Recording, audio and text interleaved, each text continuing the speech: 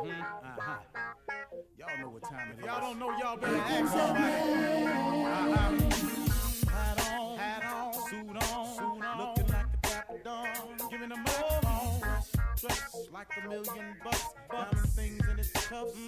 Y'all tell me who could it be but Steve Harvey? Yeah, listening to me. Put your hands together for Steve Harvey. Put your hands together. Steve Harvey. Steve Harvey, why don't you join in? Steve Harvey, get on, y'all. Better give me some eggs while I listen to Steve Harvey. Won't you join in with me? Come with me, help me say, turn your radio on. You gotta turn it on, yeah. Turn it on. Steve Harvey in the morning, y'all. Know y'all can get it on. Turn it up. Steve Harvey in the morning, y'all. Yeah. Turn your radio on. You gotta turn your radio on. Turn your radio on. You gotta turn it on.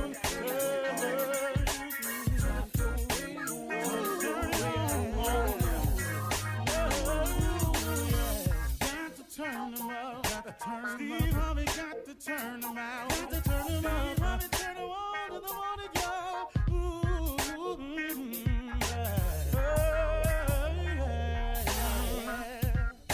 Come on, Steve. Come on. Do your thing, Big Daddy. I sure will. Good morning, everybody. You are listening to The Voice. Come on, dig me now. One and only Steve Harvey. Got a radio show. Man, if y'all only knew. I think I'll tell it to you. This morning, man, started off real crazy. But it's just those little mishaps where we as people who are striving to be successful, that makes all the difference in the world. When you have those little minor things that come up, you can't let the minor things stop you. You've got to keep pressing forward. Now, could I have played the role of where is my car? Where is my car? Oh, where is my car? Instead of hustling and grab a cab. So what am I? Am I above a cab ride now? Or do I have to look at the bigger picture and say, okay, I could act like a little spoiled brat, some type of star, and go, I don't ride in cabs, or where's my car, and then go to blaming people for not having a car? Or do I make the adjustments? Because ain't like I ain't been in a cab before now. Slow down. Ain't like I ain't never been in a beat-up car before. Slow down. Ain't ever like I ain't never had a car and rode a bus before. Slow down. Ain't like I ain't never been homeless before and ain't have nowhere to go. Slow down. So in those moments right there, always remember where you come from. But even more importantly, always remember where you're trying to go. Because it's important for me that I get here as many mornings as I possibly can. It's important because that's the goal. And so many people allow minor things to stop them on their road to success. And I'm giving you this example today, not to say, hey, look at me, but to say to you, hey, listen to me. There are going to be a lot of things that's going to happen along your way to being successful. And if you allow the small things to stop you, there's no way you'll make it. You've got to always press forward and stop looking at the situation for what it is. And look, sometimes you have to take your eye off of right now and put your eye on the future. You know, God has blessed me in so many ways. I mean, what can I say? You know, I asked God for this syndicated show. He gives me a syndicated show. Now I act like I don't want to come to it. Hold on, man. Slow down. Did not you ask for this? Do I not realize that there are certain people, man, who look forward to this message in the morning? I've heard it from people. So from the hundreds that I've heard it for, that could represent thousands for all I know. So if I think somebody's counting on me, I got to try to get there and give something. So today I didn't have any time at all to think about what I might say. I just walked right in and the jingle was playing. And so I decided to just tell you about my day. And maybe you can relate it to something you're going through along the way. Because no matter who you are, you're going to have some moments, man, where things are going to happen. And like I always tell my kids, and I just had this conversation with my little girl, it ain't that things ain't going to happen. It's how you handle what happens that matters. See, it don't matter that things are going to happen because they're going to happen, but it don't matter. It's how you handle what happens that's the determining factor on where you get in life and how soon you get there and how long you stay there. And that's an important thing for people to remember. Something is always going to happen. There will always be a mishap, something that's going to throw you off. There will always be something, man, that could deter you. There will be something somewhere, man, that will make you doubt it. That'll make you doubt the journey. There'll be something somewhere, man, that's sometimes going to be almost demoralizing to the point where you want to sit down and give up. That's going to happen. Now that you know that's going to happen, then let's talk about how you handle what happens, because it's going to happen. So now what do you do as a person when these moments come about in your life? How do you handle them? Oh, woe is me. Oh, I guess it wasn't meant to be. Well, if the Lord wanted me to have this, I'd have that. Do you know how many times you hear people say that? You know, man, it really irks me, man. Stop using God as your excuse. God ain't no excuse. God is a reason. He's a reason why the good happens. He's the reason why the fallen can get up. He's the reason why hopeless people end up with hope. He's the reason why people decide not to commit suicide. He's the reason why people get off drugs. He's the reason why people climb the corporate ladder and make it. He's a reason. He's not an excuse. God don't have no excuses in none of his scriptures or writings. Not that I've read. He just don't make excuses. I would have done this, but had I known this, I would have changed that. I wish I had done this different. If only I had paid attention. Yeah, I haven't read that about him at all. So why do you use his scriptures to make excuses for yourself? You know, there's a scripture that says the poor shall always be amongst us. Why that's got to be you? Yeah, he said the poor will always be amongst us because he know everybody ain't going to follow the principles of success. But he also said he came to give you life and give it to you more abundantly. He said that too. But, oh, no, you don't want to hear that because your life kind of tripping out a little bit. So now what you do with it? Now you twist it and you go to that one little scripture that say, well, the poor shall always be amongst us. Well, that's put in there because that's a just in case. See, that's a just in case y'all don't want to follow the scriptures. That's just in case you don't understand that faith without works is dead. That's just in case you have not because you ask not. It's just in case you don't believe and shall not doubt. He got all that in there. But in case you don't want to do that, there is a scripture that tells you what will happen if you don't do it. And here it is. The poor shall always be amongst us. But then you get that when they say, well, I guess that's the Lord's will. Lord's will, really? Really? That's amazing. I just don't believe that about him. I don't believe that God created your life to be a life of misery. I think that we make decisions along the way that cause us to have lives of misery. But I really, really just don't believe that God created you for that. I've heard Nelson Mandela speak. And, you know, you got to go, wow, all those years in prison, man. What was it about? When you hear him speak, you understand what it was about. He said he always knew he would be free one day. Now, what he said he never knew was, he said he never knew that he would be the president of that country. Oh, my goodness. What a long way around. But he could have sat there and got involved in prison activities that wasn't up to par and things like that. And they said whenever young inmates used to come in, he was telling a story one time of how young inmates used to come into the prison. They all sit around and talk to him about what they were doing and how many kids they had in their lives. And it helped them keep track of their outside a little bit. And it kept a sense of time for them. And it reminded them to talk about what they left behind. And it kept them going because something was greater on the other side. Had he allowed that to stop him, Had he allowed the imprisonment, which is a pretty major deal, oh, by the way, then guess what? He would have never been the Nelson Mandela that we know today, a martyr, a leader, a great force. People want to go around him. Even people that imprisoned him could not understand his staunch strength, his faith, his unwavering commitment. They couldn't understand it. So things are going to happen in your life, but it's how you handle what happens that matter. So keep pushing, y'all. Don't let the little things get in the way, okay?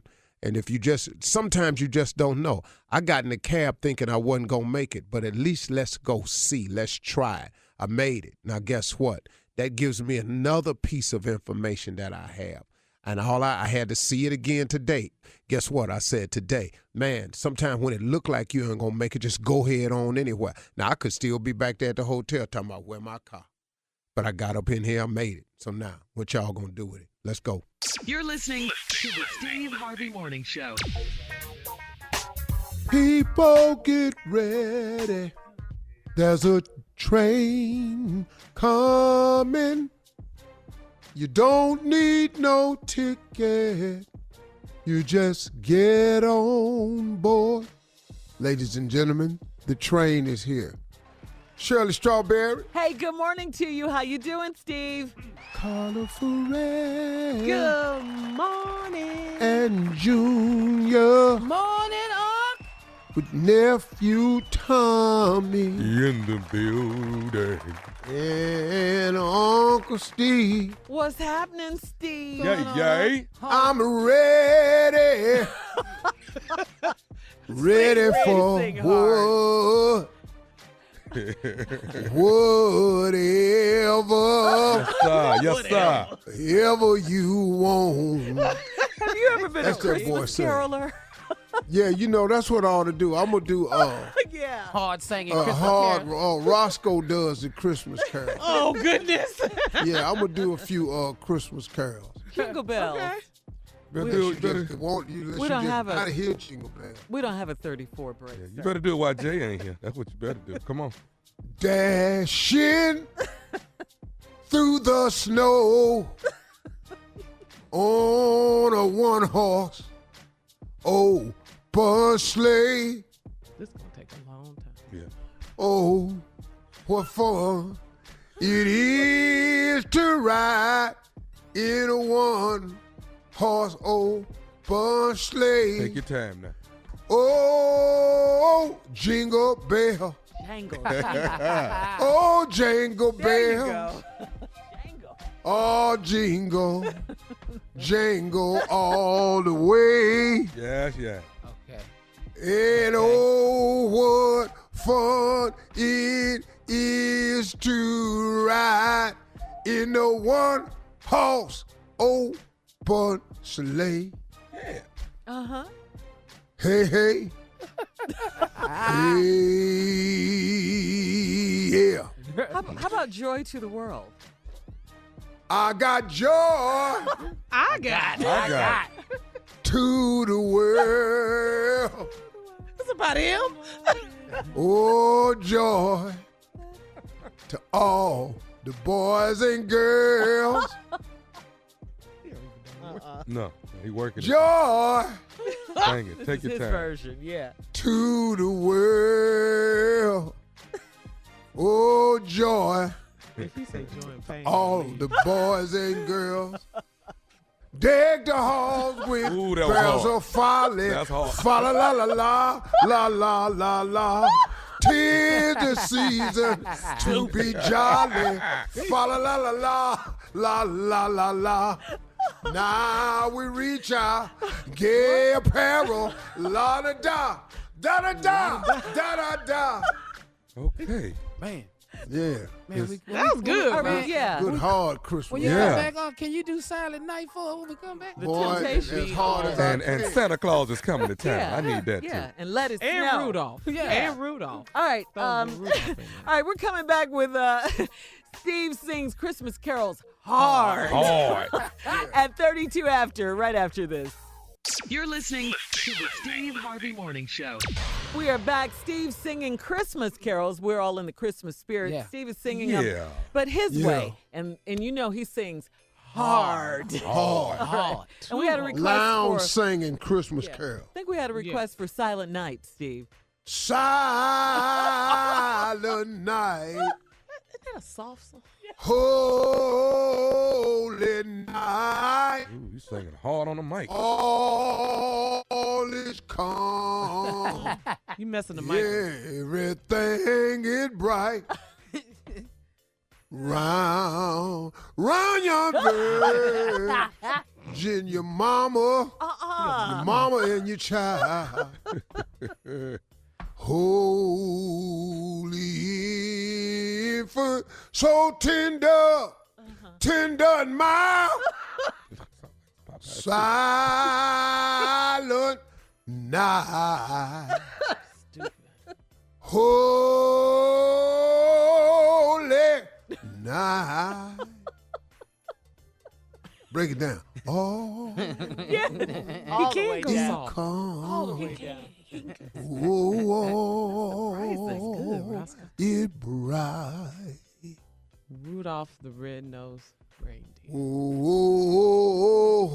okay. Which There's one? Dancer. What version you want? Only one. There's Dancer Yeah. and Prancer Yeah. and Comet and Cupid. Temptation. There's Donna Uh-huh. and Blitzen. Yeah. Somebody and Vixen. Whoa, but oh, Sing, boy. oh, If you weren't in the Christmas the spirit. most famous, that damn famous, Come on. that damn famous reindeer of all. Oh, Rudolph, Hey, the there. red-nosed reindeer. Come on, boy. Had a very shiny nose. Yes, he did. Yes, he did. And if you ever saw him, Come on. Gotta sing hard. you would even say Oh. Igloo. All right now. You would even what? Say Igloo. All of the ring. One more time with that one. All of the ring. Yeah. Used to laugh and call him names. Uh-huh. They never let poor Rudy Rudy. playing any reindeer game. Boy. You better sing, Steve. Boy. Ben. Then one foggy Christmas Eve, Uh-huh. Santa came to say,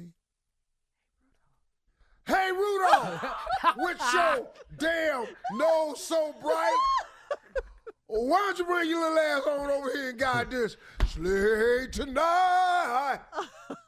That was the jam. Thanks so much for letting me do it. That was good, Roscoe. Yeah. Wow. Steve. How about the quintessential Christmas song, This Christmas, Donny Hathaway? Dun dun dun Oh. dun dun dun dun dun dun. Uh-huh. Come on. Doom, doom, doom, doom, doom. Hey, gone mistletoe. I'm going to get to know you better. Come on, man. Dun-dun-dun-dun-dun. Dun-dun-dun-dun. This here Christmas. This- And as we trim the tree, your eyes is where I want to be You better sing. this year. Your own. Do, do, do, do, That's what he do. just did. Though. He did that. This Christmas That's D.I.S. fire Yeah, it is. side is blazing bright. Yes, it is. Come on. And we're caroling. I don't believe you heard me. Uh-uh. I said we're caroling. Come on, boy. Caroling. I said we caroling Come on, work it then. through the night. And this Christmas, BIS. What? You best believe. I said this Christmas. Not next one. I'm talking about this damn Christmas right here. Yes. December 25th. What's the song?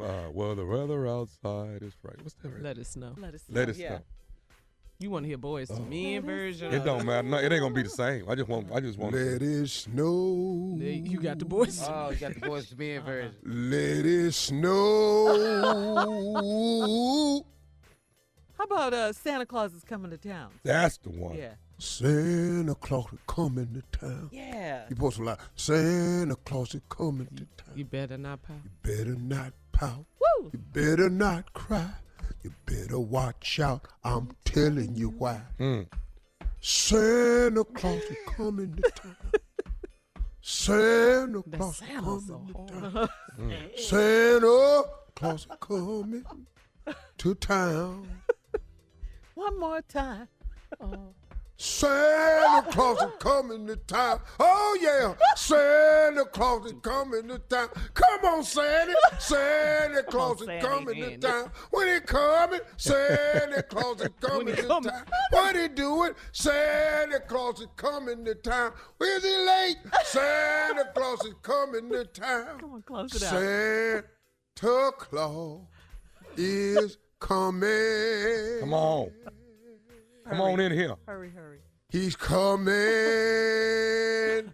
to town.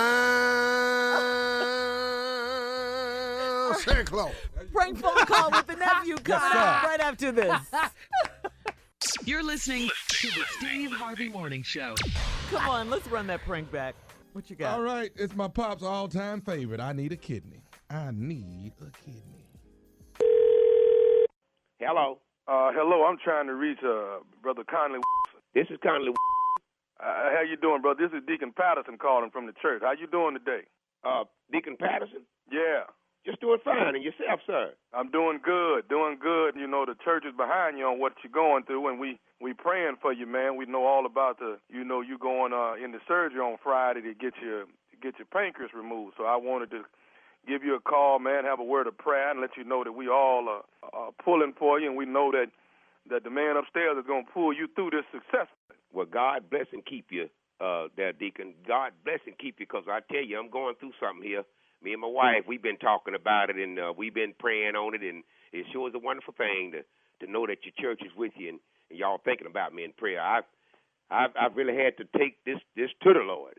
This is a serious thing with me, and I ain't never had an operation before in my life, and I know I need it. My wife done made it clear, the doctor done made it clear, and I believe I'm ready to go forward, Deacon. And we're going to give the victory to who the victory to the Lord. Yes, sir. He's the victory. He's the victory. Yeah. Let me have a word of prayer with you, Brother Conley, if you don't mind. Just bow your head for me. Father God, we ask right now. We ask right now that you touch Brother Conley as he goes in on Friday. Please, Lord. Put your hands on him. We ask, Father, that you hold on to the doctor that's getting ready to go and put surgery on him. Yes. We ask that you make sure that the doctor has got a strong eye on that morning. Walk with him. We ask that he got a steady hand when he got the scalpel in his hand. We ask that you hold on to him, please, as he goes into his surgery, because we know come Saturday morning, the victory going to belong to Brother Conley and the Lord. Thank you, Lord. We know all of this, but we ask that you take that pancreas and you remove it out successfully. Please. Close him back up like it was never been entered in before. Walk with me, Jesus. That's what we ask, and we ask you, Lord, at the same time, that they're removing this pancreas, Lord. We ask that you reach around his backside, and we ask that you touch his kidney, Lord. Touch his kidney and make it whole. Make it 110%. We want you to make that kidney like it's been the best kidney Excuse ever me, known.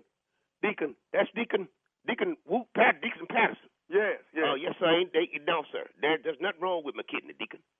I'm doing fine. The Lord has done made it. Well, He's gonna work on my pancreas. That's what the doctor's operating on. They done prepped me for it, and that's what they plan to remove. So my kidney is fine. They did what they called one of them MRIs, and everything else is fine. They ain't working on nothing but my pancreas, sir. Right.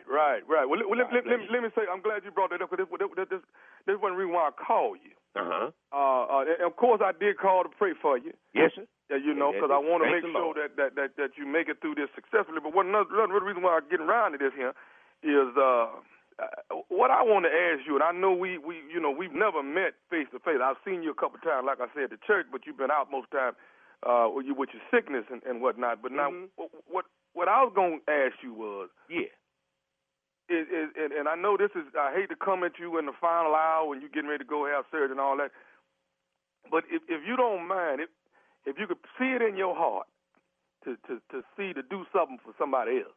Yes, sir.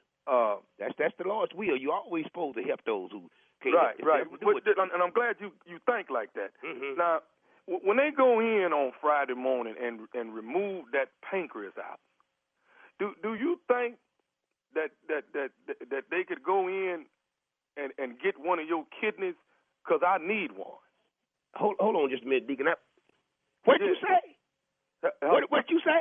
See what it is? See, I've been going through myself with a little ailment, and I'm wondering if I need a kidney, and I'm wondering if you can give me one of yours when they go in to get your pancreas. They gonna already have you open. Did you say you wanted them to take one of my kidneys? Yeah, and give it to me because I need one. You need a kidney? Yeah. What I mean, you already gonna be laying there open. Wait a minute, mister. You need a kidney? I need help with my pancreas. You gonna call me with some like that, man? This ain't no work of the Lord. Now, you say you a deacon?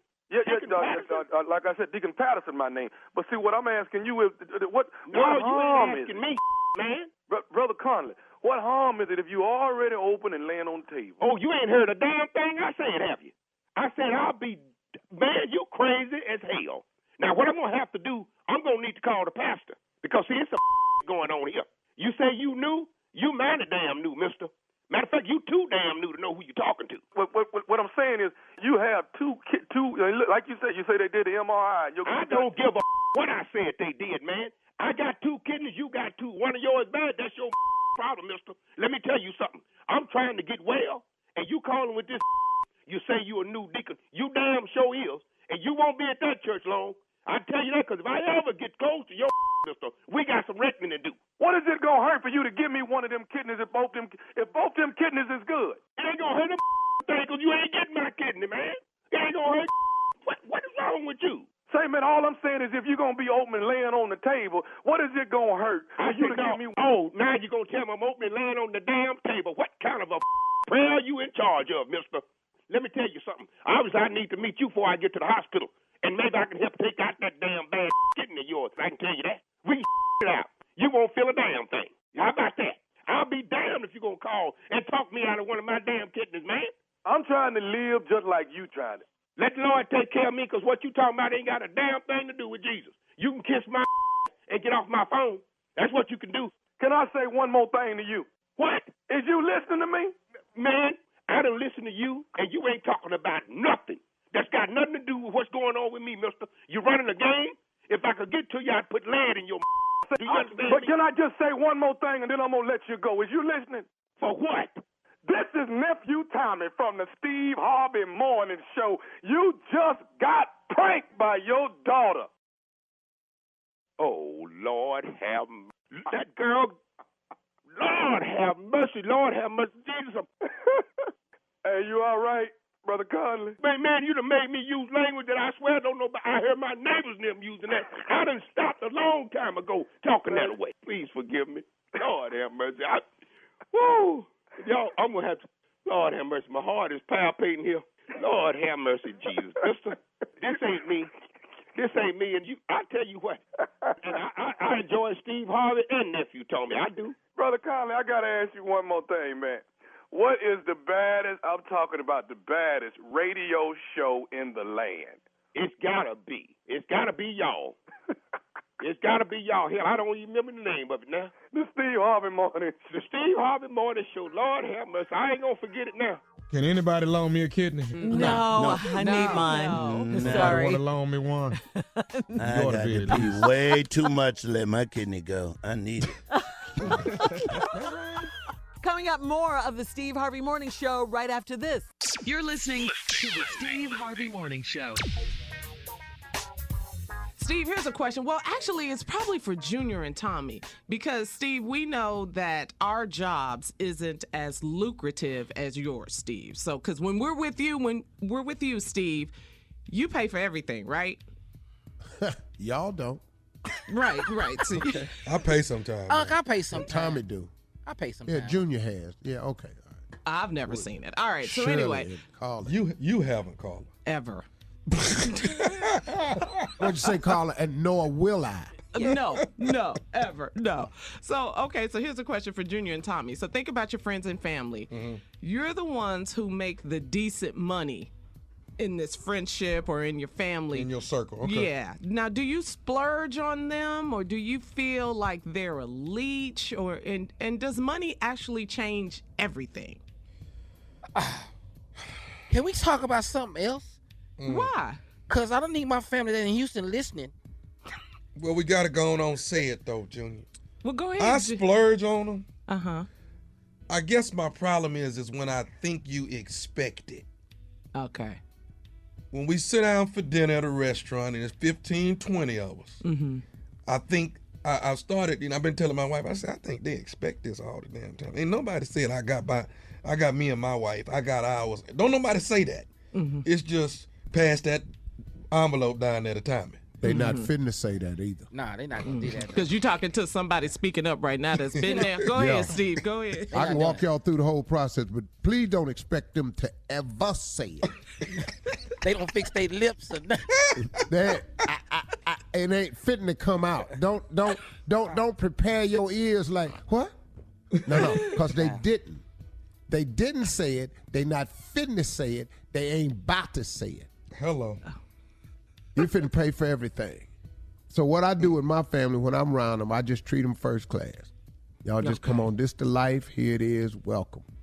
Now, when y'all go home, I take care of my family now. My brothers and sisters, they ain't gotta work. I call, here go y'all's, little something every month, here you go. I love y'all. I don't want y'all struggling. Right. My little baby brother doing good. Here. After that, that's it. See, but what I did was I had to do that because I had to stop the constant requests. Furnace went out. Air conditioner brown.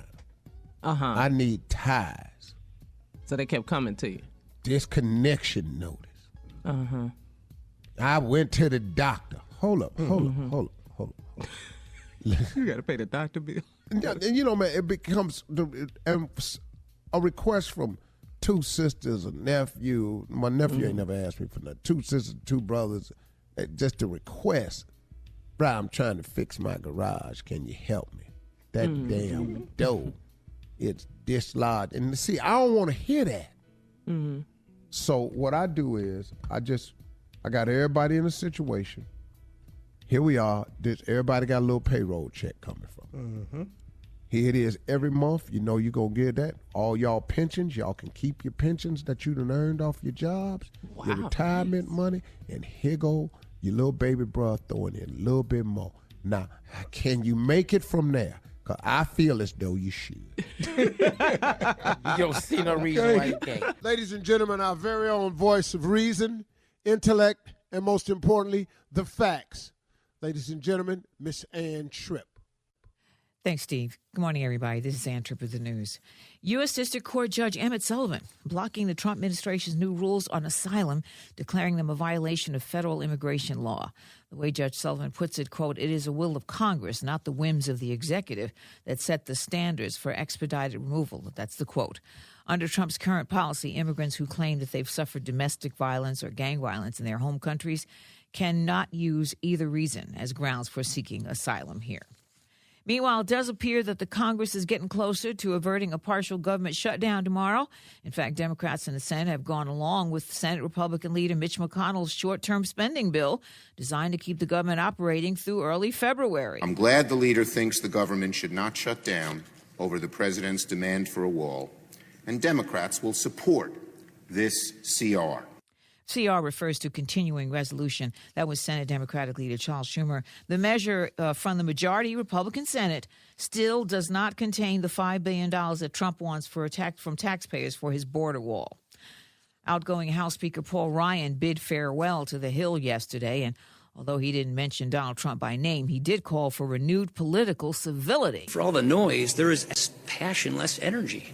We sort of default to lazy litmus tests and shop-worn denunciations. It's just emotional pablum fed through a trough of outrage. It's exhausting. It saps meaning from our politics. And it discourages good people from pursuing public service. And Ryan says that outrage has now become a brand. The Wisconsin Republican said that he was grateful for his 2 decades in Congress, and he's going to leave at the end of his term. The president says he's pulling all U.S. troops out of Syria. And interestingly enough, there are people on both sides of the aisle, Republican and Democrats, who really don't feel that we should be pulling our troops out and feel that's a really not such a great move that President Trump has come up with.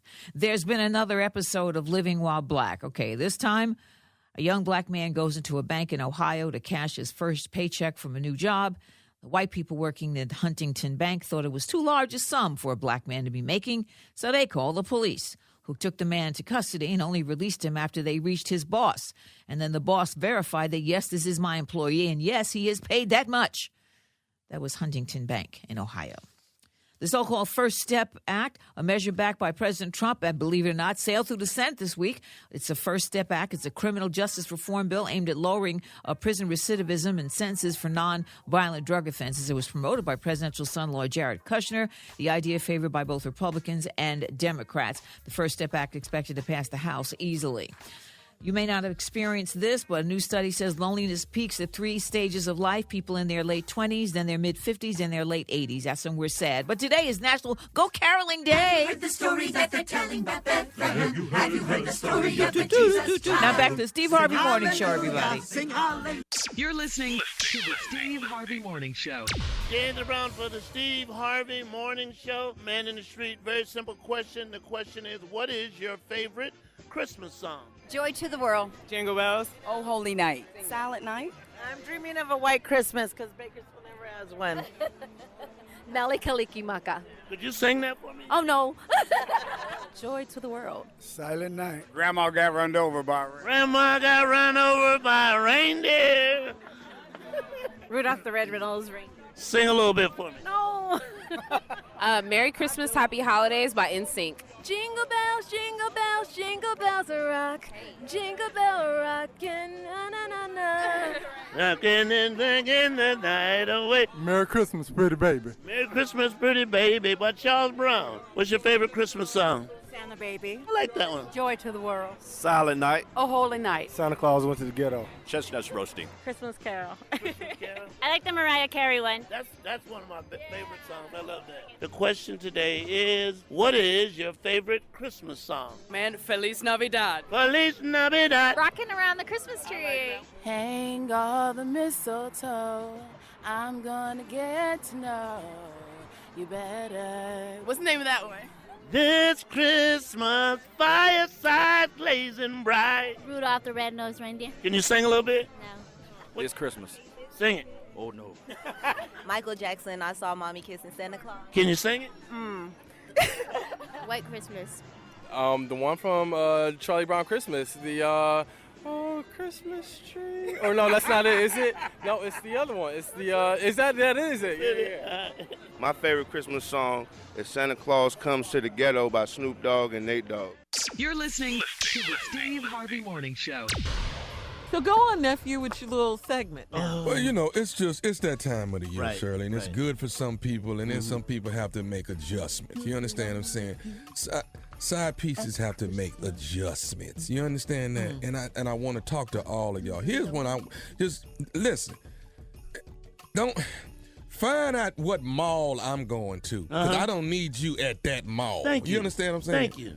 Thank you. understand? We don't need to show up at the same mall. No, it's a free country. No, She it's can not. go wherever No, she it's wants not. to go. No, it's not. I can't be shopping with my family with all these bags free and and see loose that. and then see you. How's he gonna concentrate on getting his gift? Getting cookies for the kids You and know look what I'm up, you saying? in the same Yeah, line. You yeah. ain't- And that needs that? affects our relationship later when you see me But it shopping does. with my Who family. needs that? Just don't go to the mall. Hey. Tell me. And don't go? At all. Don't go to the mall at all. Yeah. Ooh. Yeah. I'm good I'd be with in that. Every store. And don't drive by my house to see the lights and stuff. Don't do that. Because I'm yourself. decorating.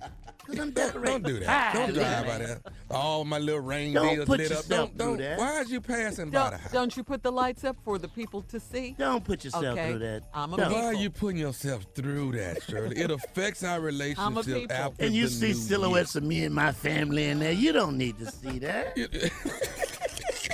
Because you're going to want to be there. Yeah, you see shadows of us walking around. Don't send me a video of yourself at home by yourself. I know you at home. I know you by yourself. Okay? I know you there. Don't you think I know where you at? Okay? Now, here's the Awful. deal. This is awful. Christmas Eve, I'm coming by there at noon. Okay? Noon? Our Christmas is from noon to 2:30 on Christmas Eve. 2.5 hours. That's when our Christmas is. Good time. Okay? Good time. You We got to gonna be get gone. it though. all in Yeah. right there. I'm gonna bring 3-4 gifts for you. Yeah. The gifts you got for me, I can't take them with me right I now. can't take Hold a it. plate home.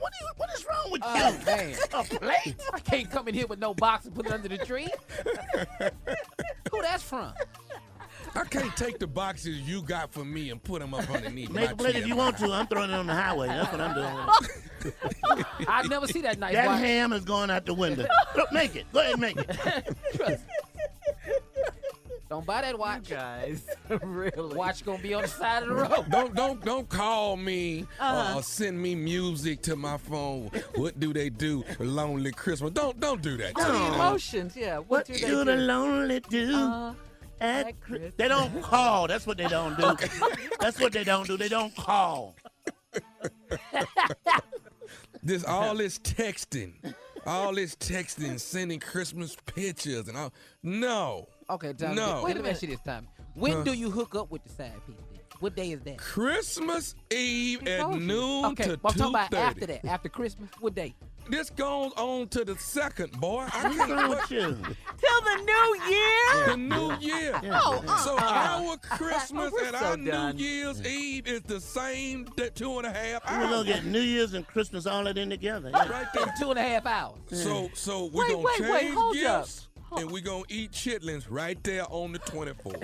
In 2.5 hours. In Ho- 2.5 Hold up. hours. It can be I done. don't know if you guys have noticed this, but Steve is suspiciously quiet right now. Will you have anything to say to your nephew? Nothing? To me. What? This boy right here, I have forewarned you. Stop this. This boy marriage in so much trouble.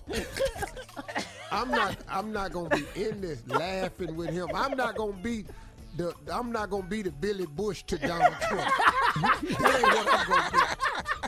Just sitting up on the Steve Harvey, bus laughing. I took a now drink. my damn job. Oh my goes. God! I almost spit tea everywhere. I'm not gonna be so the Billy sorry. Bush.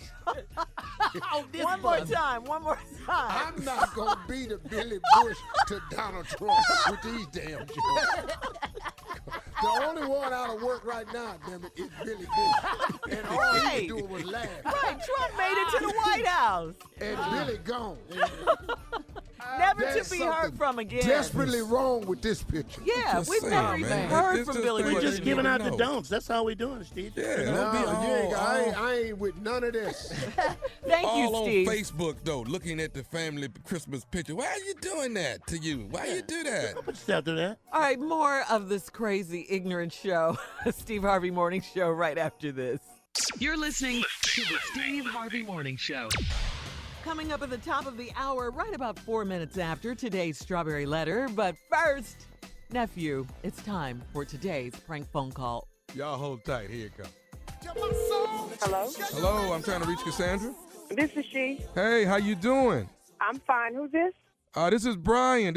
I work with your sister Kiva. Okay. We've met a couple times. You've come out to happy hour with us a couple times, but that's been you just had a baby, right? Oh, yeah. So that must have been a long time ago. I sure did just have a baby. Okay. You said this is Brian? Yeah, Brian. Congratulations. How many months is it now? It's been 3 months since I've had him. Okay. All right. Yeah. Well, congratulations to you. Listen, we're putting together a potluck Christmas party, and we wanted to invite you out. Oh, okay. Is this some kind of surprise or something? Seemed like Kiva would be calling. Well, I you know what my job is to call around since it's a potluck and make sure we get everybody to bring something. And what I wanted to do is I told her she should invite her sister. I'm sure your sister. I was just saying you probably hadn't been able to get out since the baby, and maybe you would want to get out a little bit. Yeah, you said that. I've been trapped in this house with this baby. He's such a greedy baby. But I'm here a lot. This is like my second child, and I'm telling you, he was nothing like the first one. But I haven't been out. When is the party? It's going to be next week. Next Friday, we're going to throw it, and we're not trying to do anything too late, probably around 6 o'clock. Everybody's going to leave work a little early, but we're going to all bring a little something to contribute to the party, you know, whatever type of food or drinks or whatever. So we just wanted to reach out and give you an invitation. I just need to see if I can get a babysitter. I haven't had to use a babysitter yet, but I'll try. I'll do my best. I mean, it's my sister and her friend, so I'd be glad to come. So you said it's potluck. What are y'all bringing? Well, some people are bringing finger food. Okay. Some people are bringing desserts, nachos, and things like that. So I guess a little bit of everything, and everybody's just in the Christmas spirit. We're just going to have a good time. Well, do I need to cook it myself, or can I just order something and have it delivered or something like that? You know, I'm fooling with this baby. I can't get too much done while I'm here, but I'll be glad to contribute. Well, actually, we're interested in getting some eggnog. Yeah, I could send my husband out to get some because, you know, there's this specialty shop. They make some good homemade eggnog. I could do eggnog. Well, hang on. We didn't want anything from a specialty shop. We're real particular about having good eggnog. We've always had good eggnog every year when we throw the big potluck Christmas party. We wanted to see if you didn't mind making some eggnog from scratch, but you know, if you could really help us out, you know, using breast milk to do it. Well, they make the best milk over there. I know they use whole milk. Sometimes they use that buttercream milk. You know what? I should get my aunt to make it because she got a real good recipe, and I know she uses the best milk there is. I can get her to make some. Is that okay? Okay, so your mom has what kind of milk? My auntie, she makes the best eggnog, and I know she uses like whole milk and buttermilk and stuff. That's what I was thinking. I don't know if Kiva told you, but she makes... No. We want some breast milk, not the best milk. We want breast. Aren't you breastfeeding? You say breast as in BREAST, breast milk? Breast milk, yes. Wait a minute. Yeah, I'm breastfeeding, but breast milk is for babies. Adults, people don't supposed to drink that. If you're not no infant, you're not supposed to drink milk. Breast milk is the best milk. See, so what we was trying to do is get the eggnog made with breast milk, and that's what we want. Wait a minute. Brian, you said your name is Brian? Yes, I'm Brian. Okay, Brian, you must be white because black folks don't drink breast milk. That's for babies, okay? I am not making eggnog with breast milk. Now, breast milk is not what you get. That is for my newborn infant. That sounds nasty, unsterile. Why would I do that to other people? What kind of is that to ask somebody to do? I mean, is there a way you can, like, pump out 2 gallons for us? I mean, You know what? We about to end this conversation. That is not something I'm about to do, okay? I am not pumping milk for some Christmas party. That is nasty, okay? Somebody gonna call the health department on y'all bringing up milk up there to make some eggnog. Who the does that? We don't do that. This ain't no feed a village with my milk. You know what? Ma'am, I wasn't trying to offend you. I just wanted to see if it was something that you would do for us. You know, maybe you could squeeze out a couple of gallons and we could. I'm past offended. I ain't squeezing out a tablespoon of breast milk to be donating to some Christmas party. Who the does that? Okay, now you got me up. You need to tell Keith. First of all, I don't even know why Kiva gave you my number to invite me to some because she couldn't have known you were gonna ask me to make some damn eggnog with real breast milk. Well, I didn't tell Kiva exactly what I wanted, but I didn't think it was gonna be this much of a problem that you would have a problem with a couple of gallons, so we could have a good time with real good milk. Brian, y'all work in corporate America. Surely you are smarter than that to be calling somebody asking for some breast milk. Who does that? What you can do, if you want some eggnog, you can stop at the grocery store and get you some Enfamil or some Similac and make some eggnog yourself, if that's what you choose to do. But my breast milk, you can't even pay for it, okay? I don't get down like that. That's some if I ever heard of it. You too intelligent be calling around asking people for milk? Who the does that? So you're going to be this selfish that you can't loan us a little bit of breast milk so we can have a great time with some eggnog at the party? Selfish? Loan? Who loans out breast milk? Okay, you know what, Cassandra? Don't worry about it. We don't even want you at the party. If you ain't going to bring the breast milk, then don't come to the party. Damn right. I don't need to come to your funky party. And you tell Kiva this is some to even have her friend call me. I am the party coordinator, and Kiva knows that.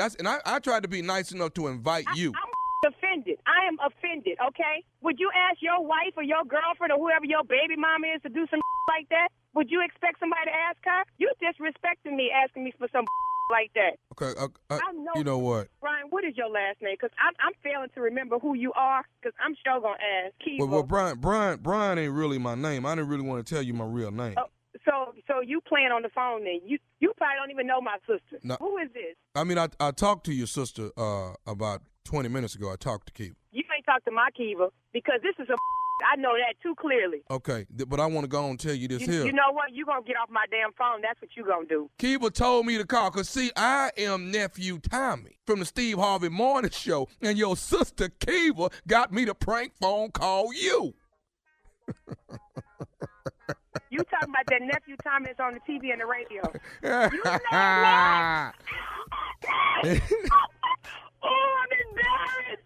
I'm embarrassed. I had no idea. I was like, this can't be real. You really had me. I'm like, who does that? Oh, my God. Oh, you real funny, okay? Hey, Cassandra, I got to ask you, baby, what's the baddest, and I mean the baddest, radio show in the land? The Steve Harvey Morning. You're listening to the Steve Harvey Morning Show.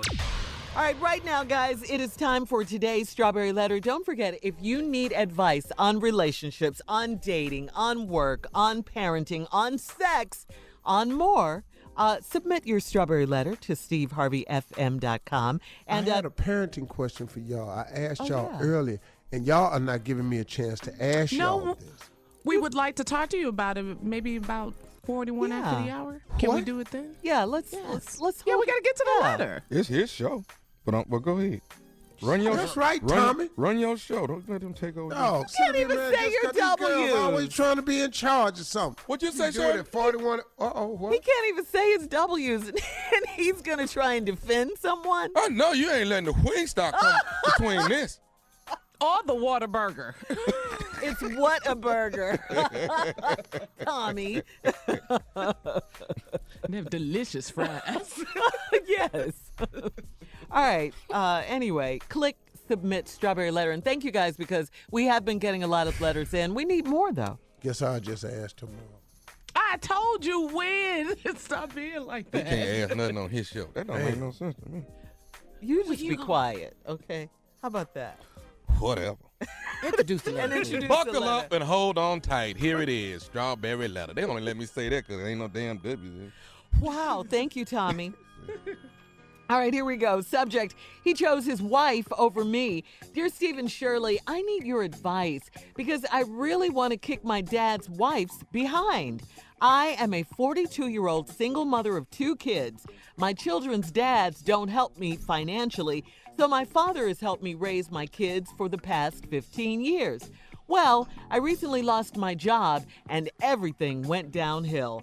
I wasn't able to pay my rent, so I had to move out of my apartment at the beginning of this month. I called my dad to ask if we could move back home, and my dad had the nerve to tell me that I had to discuss it with his wife, my stepmother. He put her on the phone and she screamed. What'd she say? H-E-double-L, no. Hell no. Yes, and said this would be the 9th time that I've moved back in with them. She said it's not their problem that I can't keep a job and that both of my kids' dads are losers. She said she will no longer allow me to ruin my daddy's credit. Then she told me to get off my fat blank. No, stop, Shirley. You're doing it just fat ass. Fat Yes, ass. Read the paper. start taking care of myself. Before she could finish, I hung up on her. Yes, I have made plenty mistakes, but I don't need her throwing them in my face. So now my children and I are living with my girlfriend, but we can't stay there much longer. My dad will not speak to me until I apologize to his wife. I told him that was never going to happen. Why should I apologize to this woman? She hurt my feelings, so she should apologize to me and let me move in until I get back on my feet. I don't feel like I'm wrong. This was my dad's way. This was my dad way before he was her husband. Steve and Shirley, what do you think? Nope, nope, nope, nope, nope. How wrong are you? You are just so wrong right here. And the fact that you don't know this makes this letter even more ridiculous, okay? Your father has every right to do what he's doing, confer with his wife. He has to discuss this with his wife, okay? It's her house, too. Your dad doesn't owe you anything, okay? He doesn't have to let you and your kids move in with them. I mean, how much more is he supposed to do for you at 42? He's been helping you for the last 15 years. That help is turned into enabling. Yes, your dad was your enabler, and he is tired of it now. And wifey is not having it at all, okay? And how old are these boys now? They've been doing 15. This for 15 years? Yeah. Come on now. It's time for you to take your baby's daddies to court and get some child support so you can get the financial help you need to, live your life the way you need to live your life. And yes, of course, apologize to your stepmom and for your dad. You're trying to make them feel guilty for not letting you get back in. They have every right to do what they did. Every right. Come on now. Steve? Yeah, Steve. Your turn. Come on, boy. Steve. Yeah, these type of letters where I excel. Yes. My gift comes out in letters like this. Let me take you down to it. Because you really want to kick your daddy's wife behind. I'm 42. Let's just start the damn the single mother part. You 42. What? Heifer, you ain't 24. You done flipped it. You 42. You got 2 kids. Nothing's wrong here. 42, 2 kids. That ain't bad. Nothing wrong with that. You ready? Ready. My children's dads don't help me financially. So they not sending no child support. None. Right. So my father has helped me raise my kids 15 years. Ooh, you scared me, man. Yeah, you really did. No, don't worry about that. Okay. I do this. I thought you were doing a Tommy with the W's. 15 years. You don't need extra breath for that? Somebody been helping you with these damn kids, and ain't they damn, it's your damn your boyfriends. 15 years. Well, I recently lost my job and everything went downhill. I wasn't able to pay my rent, so I had to move out of my apartment at the beginning of this month. I called my daddy to ask him if we could move back home, and my daddy had the nerve to tell me I had discussed this with his wife. That's because it's her house. Right. And the other reason is because your ass is 42. You ain't 15, get put out. You 42. My stepmother, he put her on the phone, and she screamed, "Hell no!" I love it. I love her. I love that. Mama. And let me tell you why she said hell no. Because this will be the 9th time. One more time. One more time. This will be the 9th time. 9 damn times. Your 42-year-old behind that came crawling back to the house. You ain't crawling up in here no more. Too grown, boy. When we come back, I'm going to tell you why you really can't come back. It ain't just the 9 times. Oh, that's big. Uh-huh. But I got more than that. Why your behind can't come back up in here 9 damn times. Who do that? I don't know. Who lose their place to stay 9 times? You just ain't paying no damn rent. He's mad at his wife, though. That's if the kids ain't but 15. Right. But That's damn near every year you get put out. They do the stepmama again. You buying iPhones and Jordans. Your ass ain't paying the rent. Right. All right, we're going to have part 2 of Steve's response coming up at 23 after the hour. You're listening to the Steve Harvey Morning Show. All right, Steve, come on. Let's get to part 2 of your response to today's Strawberry Letter. He chose his wife over me. This 42-year-old woman who is single because he can't get nobody to marry her because she keep picking losers that don't pay no child support and help her financially with these 2 boys. I feel sorry for that, but that ain't the problem. You called your daddy because you lost your job. And why you keep losing jobs? Exactly. Yeah. You keep losing jobs. Then you call your daddy. Now, he done helped you in the past, but this time he told you to discuss it with his wife. Now, you want to kill her. You want to kick my wife's daddy behind. He put my stepmother on the phone and she screamed, "Hell no, you ain't coming in here."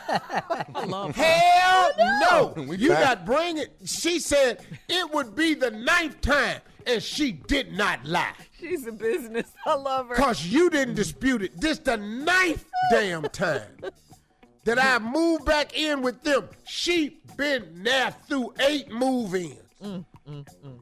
She said it's not their problem that I can't keep a job and that both my kids' dads are losers. You slept with them bums, now they ain't helping out with the kids. Okay, come on, read that next line. This will be the 9th time. She said she will no longer allow me to ruin my daddy's credit.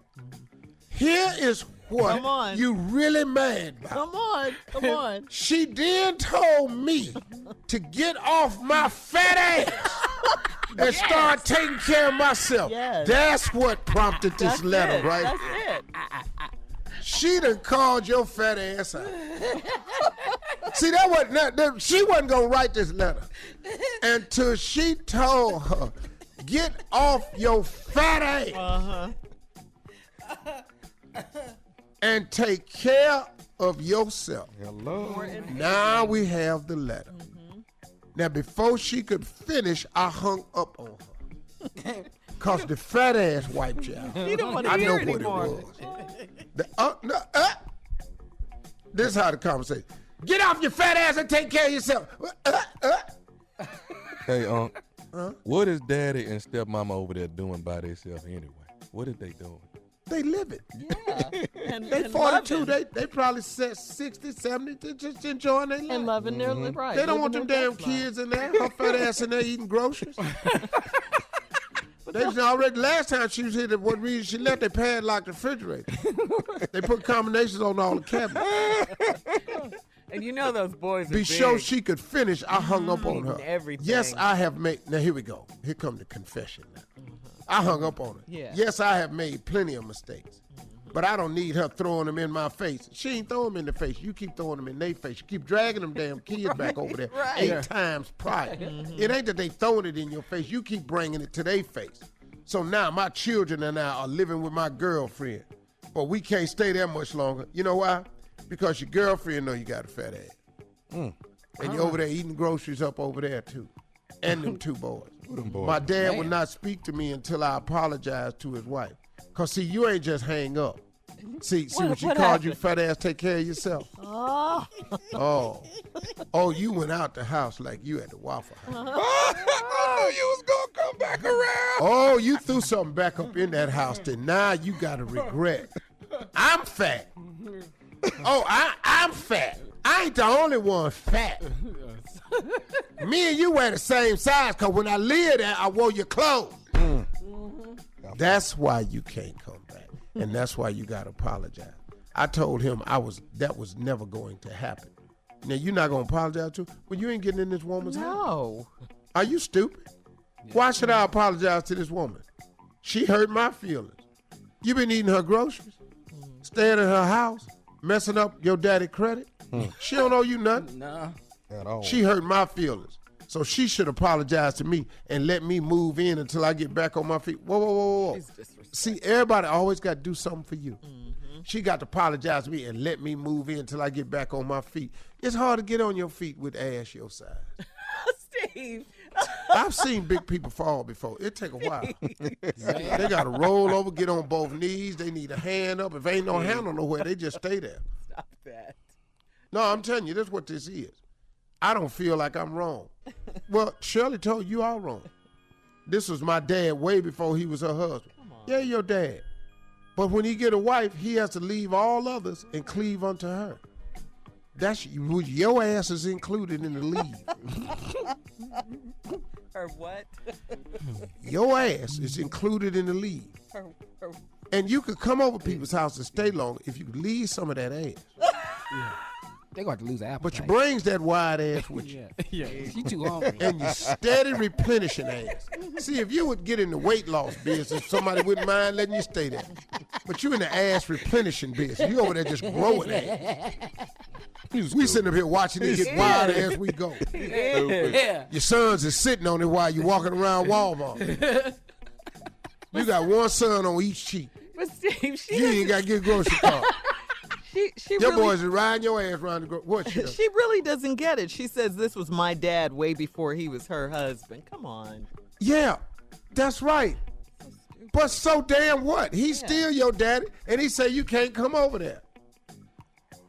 He's not, like Shirley said, he's not just your daddy, he's been your enabler.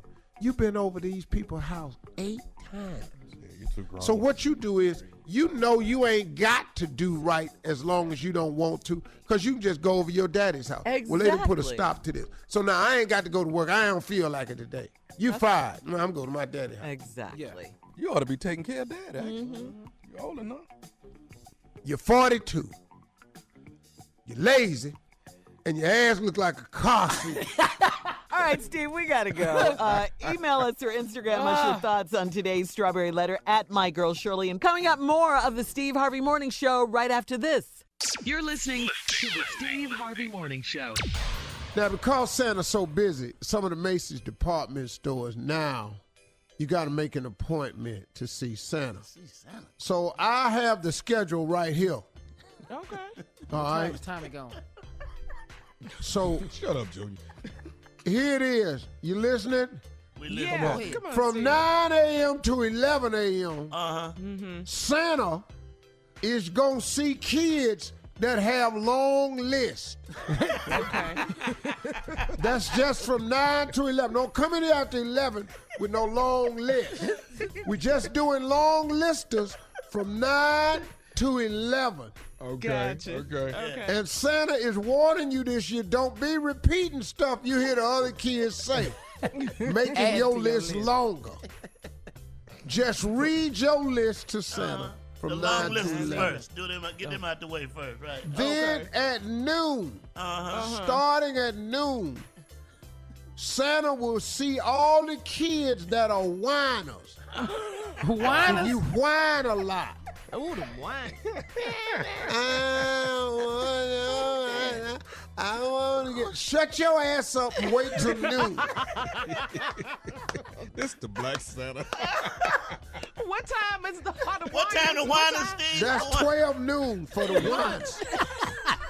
Not the whinings, the whiners. The wine. The whiners. Oh, okay. That's very different. Okay. Cut all that wine. Now, between 3 and 5, this is important. 3 and 5, Santa gonna deal with the kids that just won't sit still. Okay. Between 3 The and kids 5. that fidget. Oh, the fidgeters. The fidget kids. And any children that might bite. Bite. Yeah. Because from 3 to They got a 5, different we're suit gonna on. have the black Santa sit in. And he gonna deal with the kids that let the bite and sit your ass still. Bite. If you bite me, I'm gonna bite you back. And, you know, you gotta hear stuff like that. If you bite me, I'm gonna bite you back. That's scary. Sit your ass still. Sit your ass. Know how to grip them up. Okay. Okay, now, from then until 7, this is towards the end of the day. Right. Okay. Come on. From then, that'll be from 5 to 7, all loud criers and kids that's afraid of Santa. You're going to save your scary ass till later on in that day. So if you know your baby going to holler loud and is afraid of Santa, bring him every day. On that day we're gonna bring a skinnier Santa Claus in, so he ain't as imposing. Maybe cut down on some of the crime, but that's right after the black Santa get through snatching or knocking a couple kids and threatening them. Then listen very carefully, because this is critical. Okay. Right before closing. Now, we only going to take 10 of these a day, so you got to make an appointment. Only 10 of these a day. Okay. Very important. These are kids who pee on Santa. What? If your child only taking 10 a day, pee on Santa, this is at the end of the day, and we're only going to take 10. Santa got some special gear made. We're going to switch him out from the skinny Santa, bring back fat Santa. But he ain't really that fat. It's just he got on a lot of absorbing clothes. And so, towards the end, 10 a day. That's all we doing. Because we got enough absorbent pads on there where he can soak up 10 peas. Okay. So we just doing 10. If your baby number 11 in line, he got to come back tomorrow. We try to get him in early. But it's at the end of the day. That way when Santa take his suit off, we can burn it. Wow. I bet they get peed on a lot, huh? I ain't even thought about it. Yeah, you know he do. So that's our schedule. So please, if your children fit in there anywhere, you know, you'll be able to know where your child fits in. All that loud ass crying and all that. You know when your child is going whiners, you know, kids with long lists. Just know where your child fits in. But especially those that pee on Santa. End of the day, only 10 of them, though. And 10 a day. max. Only 10 pills. 10. And if your baby big, then we just gonna do 9. That's a lot. Right. if you You can't don't be have 11. nobody breaking loose like a Great Dane. And don't bring them pills up there early because they're not going to see Santa at They're all, not right? gonna see Santa. And if you pee on Santa early, and we informed you about that, we will sue you. You're going to sue the kids, the children? Now we're gonna sue the parents. mama. Yeah. Because they know. They know that they we baby told you pee. what time to bring the little. He peed, didn't he, Steve? All of this will be posted at Macy's. Santa has a busy schedule. Santa got a crazy list. That's what he got. I gotta come But back. I here's the can't get in here till question. later on. What is Santa doing from noon to 3 after he sees the whiners? Well, he gonna take a break because he gonna go smoke. That's a smoke break for 3 to 5. You're listening to the Steve Harvey Morning Show. Well, guys, the holidays, you know, are supposed to be a time for peace and love and joy and all of that, you know. Right. Well, we all know the truth. It's usually filled with tons of stress, plenty of arguments. So how bad does it get, you ask? Well, according to a brand new survey, 88%, that's a lot of people. That's a lot of arguing. 88% of respondents say they get stressed out celebrating the holidays, with the average couple having 7 arguments throughout the season. 7? That's a lot. That's a lot. That's a lot. It's living up to the expectations of Christmas, man. Yeah. Because what you see on television ain't always what you got in your house. So, you ain't lying. Oh, I've never had that on TV. I don't even know why. No, we never had that Christmas. All right, so let's talk. Not ever, huh? No, not I've ever. never had the Christmas on TV. You know, the Christmas I've had, I've woken up to my dad and his drawer passed out in the floor. I got to step over him to go play with my toys. I can top that one. I can definitely top that. Jay, yours I are asked always for so Christmas. sad. Come on. Well, my Christmases are always sad. All I asked my parents to do, my mom and my dad, to get my bicycle fixed for Christmas. Not a new one. Not a new bike. Not a new one. Just get me a flat, fix the flat, then I can ride with everybody else who had a bike. I go downstairs on Christmas. All I see is pajama tops and pajama bottoms. I'm not saying who had on what, okay? And they was passed the hell out. That's all I'm saying. I saw pajama tops and I saw pajama bottoms. And passed out. You didn't get your bike fixed? What? Didn't get the bike fixed. So you got an old new bike. It just don't work. I had a nice bike. All I needed was fixed, Tommy. Just fix the flat. And that was easy back in the day, right? To fix a flat on a bike. Oh, that was simple. Yeah. Jay actually supposed to do that Yeah. himself. You could actually blow it up with your lips, the tire. You're supposed to be able to fix that. You're supposed to be able to put that patch on there, Jay. Yeah, man. And pump that thing back up. Okay, so listen, Christmas guys. stresses me out. I see. Well, here's what people are fighting about. The biggest source of arguments is deciding where to spend the holidays, okay? You want to spend it with your side of the family. She wants to spend it with her side of the family. Yeah, all of that. Okay, followed by how much money you're going to spend on gifts. I think gifts is just it's so overrated. We do too much with that. Whatever. Well, I'm just saying. Whatever. I don't even hear it's you too right much. now. I don't even hear See that? you All right that in now. the mall, just dragging bags and trying to, this. You're They supposed don't to have give her on size. Christmas. When can y'all get it in? It's just too much. Yeah, I give out money. Sure, I just keep I do too. I do too. Take some money with you. I do too. That's when what the I do. kids come up Yeah. to you, man, just give them the money. Yeah, I don't have the patience anymore to shop for everyone No. else because if I go Christmas shopping, everything is for me. I buy everything. See, that's a problem. That's terrible. That's a problem. But that's what I if do. 3/4 of the trunk is for you, It's for me. that's bad. But I But I just feel you, give girl. money. You be yeah. like, ooh, that's cute. That's cute. Yeah, I buying wonder if that presents. fits me. Exactly. Oh, I need one of these. Wait a minute. Yeah, so so we know from Jay, his stress from the holiday was not getting his bike. They all yeah. were very sad. Yeah. Well, you went childhood on us, Jay. But what about now as an adult? still You know, sad. they I talking don't about like the Christmas. arguments, right, Shirley? That's what the Yeah, survey was saying. You know what I've been Stress doing? out. What? You know what I've been doing? Now, since they don't get me what I want. Who is that? Do you tell them My your wife, family? my kids, yeah. Okay. You know, Oh. you know, they say I have everything, so they don't get me. You know, they don't know what to get. So I go out and I buy 4 or 5 gifts for me. Get them wrapped. Yeah. I put them under the tree from time to time. Yes. And I am the most Never see that excited part. person when I open it up on Christmas Day. Oh my God! Look what I got me.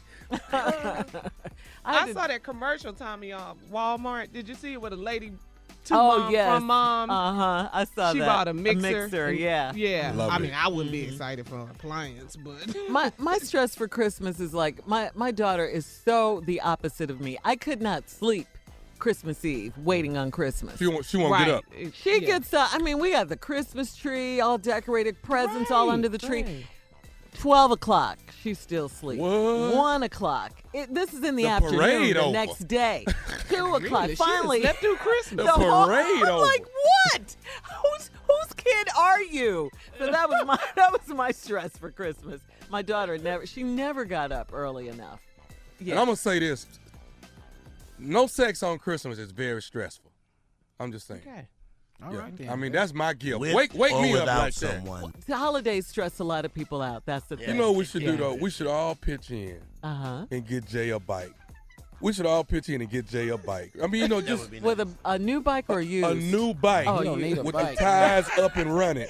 All right, we gotta go. J. Anthony Brown for the Steve Harvey Morning Show.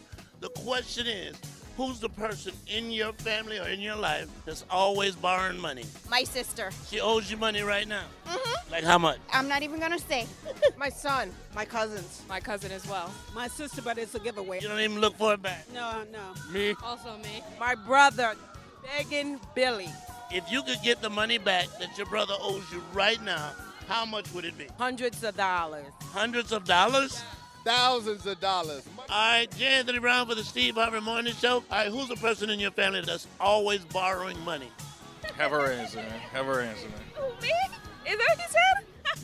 You know what? It's not borrowed if I don't give it back. It's not borrowing. My sister.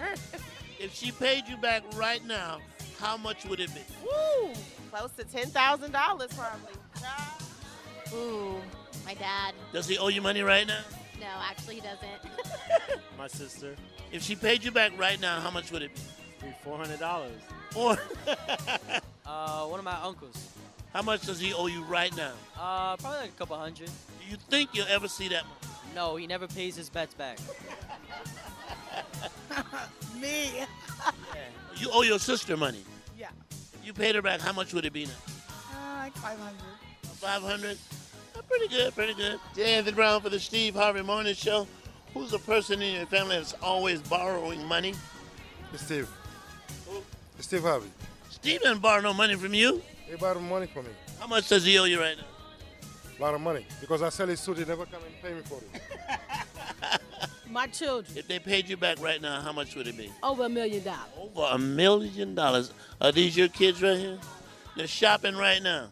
Yeah, shopping for graduation. And they're not pulling out any money. No money. No money. You're listening to the Steve Harvey Morning Show.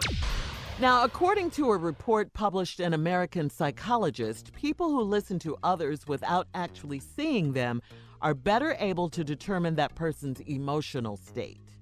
The tone of a person's voice expresses emotion more than the face, where it's easier to hide such emotions. Less is more. When trying to figure out how people feel, because when you are just listening to a person, you are focused on just that. But if you are both listening and looking, your attention is divided. So, Steve, do you think you're a good listener? Oh, yeah, absolutely. Yeah. Absolutely. But you have to interview I'm a great people. listener. Mm-hmm. I mean, you know, for a man, I'm a good listener. Qualify that remark. Yeah, I mean, you know, because we do listen differently. Mm-hmm. I'll admit that. I think women are far superior at it. But for a man, I'm a good listener. Yeah, and you have to be in your line of work. But you know, the reason women listen because there's more of a richer and deeper exchange. We listen just to the point where we can provide a solution. Mm-hmm. And then we want to move on to something else. Yeah. Women dig into it a lot deeper and richer. We just try to provide a solution. Yeah, we want all the facts, what happened, don't and give a then damn what he about all said. that. Then what did she say, girl? Yeah, right. And then what happened? And then what happened? Yeah. Right. See, we don't need all that. What do you need? What do y'all need? We just what you when. trying to get out of this? All right, let's call him and tell him no. And do I you got it. What? What, Tommy? I got it down to a science. I can actually be on the phone with my wife. I know when to say, what, really, but not listening to none of it. But know how to jump in. Let me stop you, Tommy. Okay. Because she's listening right now. So you sure you want to? Huh? What? He's not listening to Fix you, it, fella. fella. You better fix it. Your wife is What? listening. Who? Oh my God. Okay. Man, we need to go down now. Huh? So your uncle listens to provide a solution. You don't listen at all. I listen to get through the day. What? So you don't care. You don't care what she's saying. What? Who? What? Where's Jordan? Who? Oh, okay. No. Yeah, Trey. So you So know, you tune her out? He You tune her engages. He makes her think she's don't wanna hear engaging nothing about him. them kids. But the phone, you got the phone on speaker, You lying. and it's just What? sitting down there, and you're just. When that happened? This fool said you lying. Wow. When that So you happens. acting? Are you acting? Are you in character? Oh, absolutely. Huh? Say that again. No, they did. What now? Lord have mercy. Well, when she says, "Are you listening to me?" What do you say? Babe, I'm hearing everything you're saying. You're going to hear that part now. You're going to hear that now. Okay, well, tell me what I just said. Oh, that's what I hate when they do that. Yes. Okay, well, tell me what I just said. Tell me what I just said then. I heard you. No, you're trapped at that point. Get out of that, Steve. Tell me what I just said. I said, you just said, tell you what you just said. Tell me what I just said. Oh, don't get cute with it. You know what I mean. Well, what do you think I should do? But what?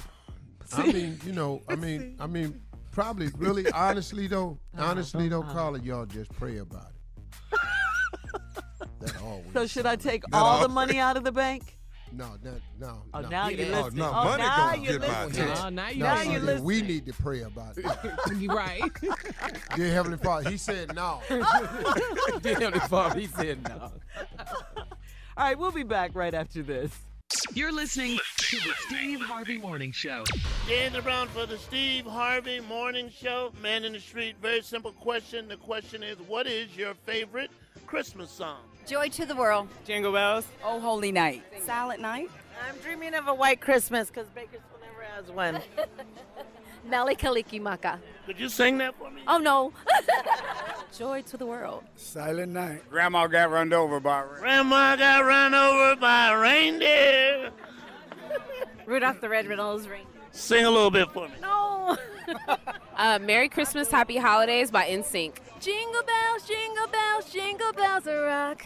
Jingle bell rockin', na na na na.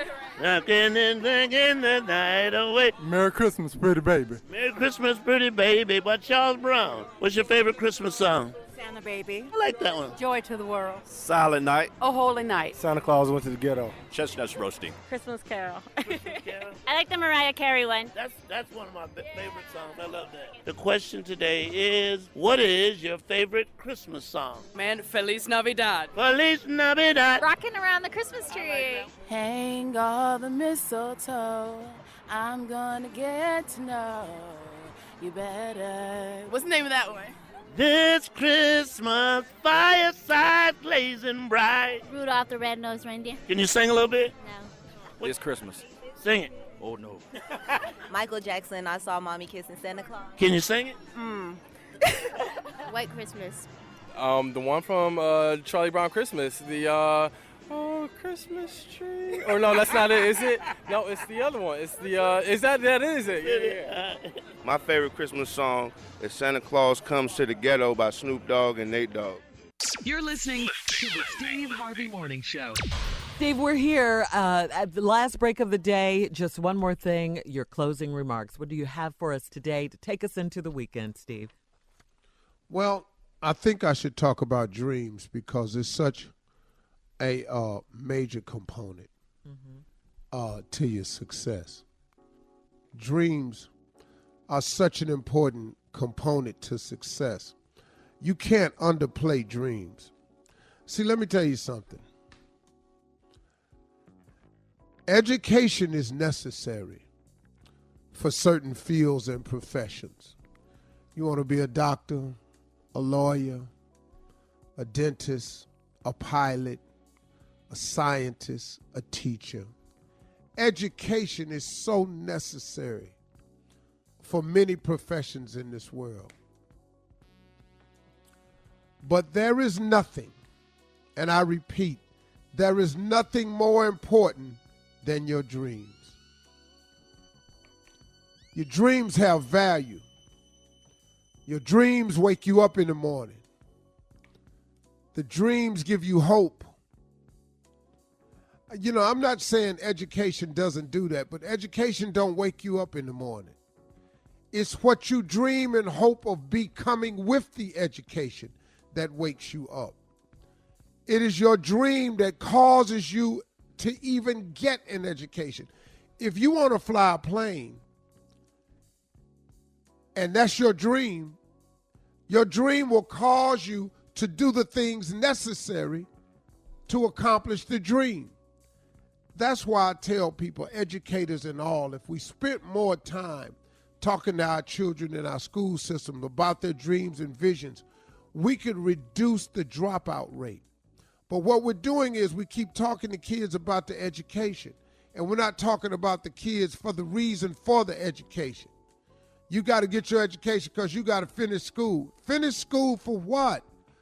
We have got to take time out to talk about their dreams and visions. I tell parents all the time, if you're not talking to your kids about dreams every 90 days, that's a mistake, man. That's a mistake because young people change more often than you think.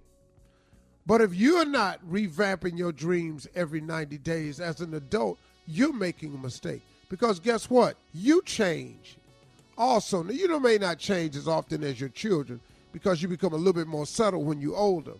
But you've got to refurbish these dreams. You got to dust them off. You got to keep reminding yourself of what the purpose is because the dream provides purpose. You wake up in the morning because of what you dreamed to be. You get excited when the alarm clock goes off because of what you dream to be. Man, don't let nobody fool you. Now listen to me. I'm going to say this again. Education is important, and it's critical to certain things in life. But you can actually make it in this world without one. Now, do you need to have some basics under your belt? I strongly suggest you do. And I'm not saying at all that you don't need school, because you do. School offers you a way to become well-rounded. That's the thing that school does for you a great deal. It not only educates you, it gives you social skills. It teaches you how to be well-rounded. It teaches you how to adapt. It teaches you the tool of memorization. So I'm not knocking it at all. But what I am saying to you, if you are like me in any way and you just not a school person, what you gonna do? You can still be something. If you've blown your education opportunity in life, you can still be something. If you just don't feel like you can do school again, you can still be something. Because the scripture says a man without a dream or vision shall perish. I know the Bible inside out. I don't know it. I didn't go to theology school or anything, so I can't quote it like people can oftentimes. But I don't recall ever going to Sunday school or any service I've ever been to and read a scripture about how necessary your education was. But I have seen repeatedly that a man without a dream or vision shall perish. See, the reason you'll die without the dream or the vision, because without the dream or the vision, you'll give up hope. You've heard so many people say, keep hope alive, because it's necessary. The dream, the vision, what you see for yourself, your hope for tomorrow, that impossible thing that nobody else can see except you, that thing that floats around in your imagination that keeps pushing you to make you think there's something out there other than this for me. If you wake up in the morning and you keep saying to yourself, man, there's got to be more to my life than this, that's because it is. That's because it is. Your visions and dreams are out there. And let me tell you something else. You got to make your dreams and visions so big that it causes you to overcome all of your fears.